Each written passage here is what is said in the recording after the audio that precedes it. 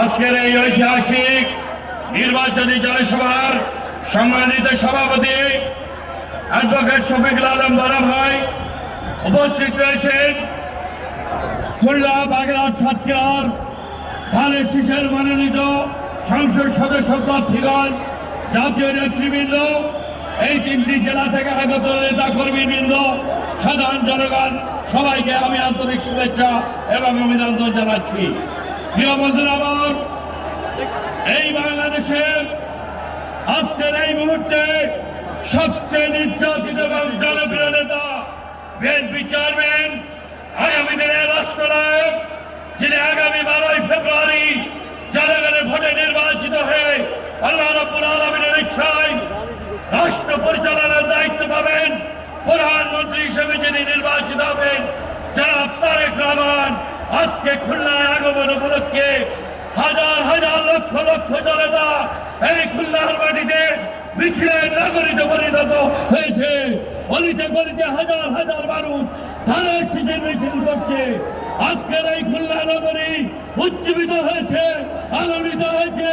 এখান থেকে নির্বাচিত হয়েছিলেন বিএনপি চেয়ারপারসন, সাবেক প্রধানমন্ত্রী, খুলনা 2 আসন থেকে দেশনেত্রী বেগম খালেদা জিয়া। আজকের সেই আবেগ ভালোবাসাকে নেই আজকে আমাদের চেয়ারম্যান তারেক রহমান খুলনা আগমন উপলক্ষে এই খুলনা খালিশপুরের কৃতি সন্তান রকিবুল ইসলাম বকুল খুলনা 3 আসন থেকে নির্বাচন করছেন।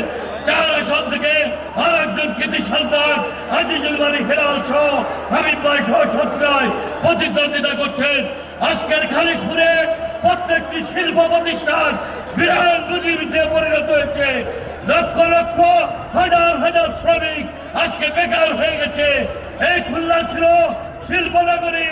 আওয়ামী দুঃশাসনে এই শিল্পনগরী সমস্ত শিল্প কলকারখানা লুট করে বন্ধ করে দেওয়া হয়েছে। শ্রমিকদের বেকার করা হয়েছে। লক্ষ লক্ষ শ্রমিক বেকার হয়ে গেছে। দেশনেত্রী বেগম খালেদা জিয়া এই শিল্প প্রতিষ্ঠান চালু করেছিলেন। 91 সালে শ্রমিকদের কর্মসংস্থানের ব্যবস্থা করেছিলেন।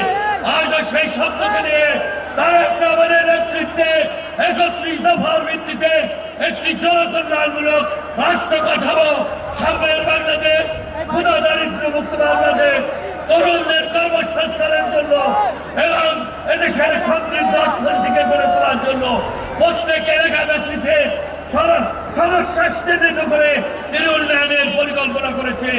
বিশেষ করে এই দক্ষিণাঞ্চলের অর্থনৈতিক চাঁদাকে শক্তিশালী করার জন্য আমাদের